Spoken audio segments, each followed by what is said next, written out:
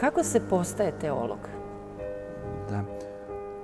Pa u svakom slučaju raduje nas činjenica da je možda interesovanje za teološke studije možda bilo veće nego za neke druge fakultete.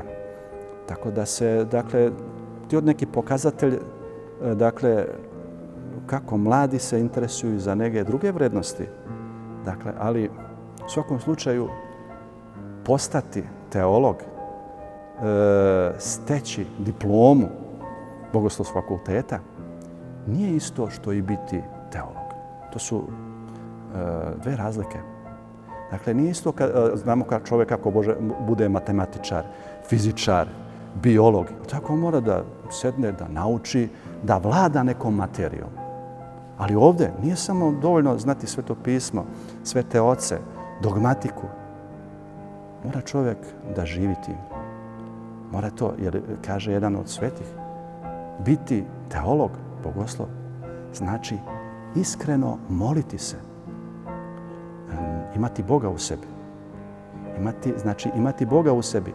A opet imati Boga u sebi, to ne može bez upodobljenja.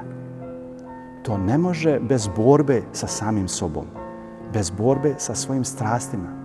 Dakle, tek kad čovjek postane bolji, postane smiren, kad zaista kroz to Bog siđe u njegovo srce, onda on može da priča o Bogu.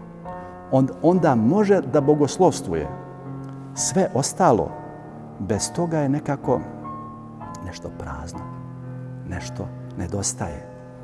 Imamo svete oce, velike svetitelje, koji nisu imali dana bogoslovske škole, ali su bili duboki bogoslovi, zaista predivni bogoslovi, zato što su imali to lično iskustvo, lični doživljaj kroz sozercanje sa Bogom živim.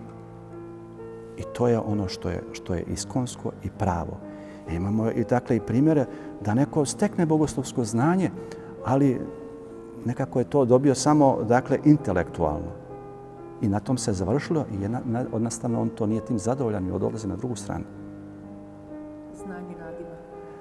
Jeste, kao što kaže apostol Pavle, znanje nadima, ali ljubav izgrađuje.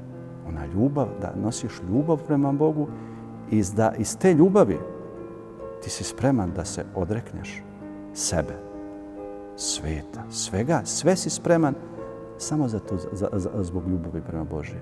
Zato su iz te ljubavi prema Bogu, prema Hristu, sveti mogli da stradaju do smrti, do krvi. Baš zato što su imali tu neizmjernu ljubav i kroz tu ljubav Bog daje silu i snagu. I čovjek može da je bogoslovstvo i može sve kad je Bog tu. Ali ako je to prazno, ako Boga tu nema, onda sam papir je problem. Oče, malo čas ste pomenuli reč upodobljenje. Da li biste mogli da našim gledalcima pobliže objasnite taj termin? Pa upodobljenje ili, što bi rekli crtica, svetost. To bi to značilo. Budite sveti jer sam ja svet, Gospod Bog vaš. To znači upodobiti se. Znači biti sličan Bogu. Znači biti što sličniji, ali mi smo stvoreni po liku Božijem. To svaki čovjek nosi u sebi lik Božji. To je, ali sledi nam upodobljenje. Sledi nam da se osvetimo. Sledi nam da se borimo sa palom Adamovom prirodom, sa svojim strastima, slabostima. To je put. Znači upodobljenja, osvećenja.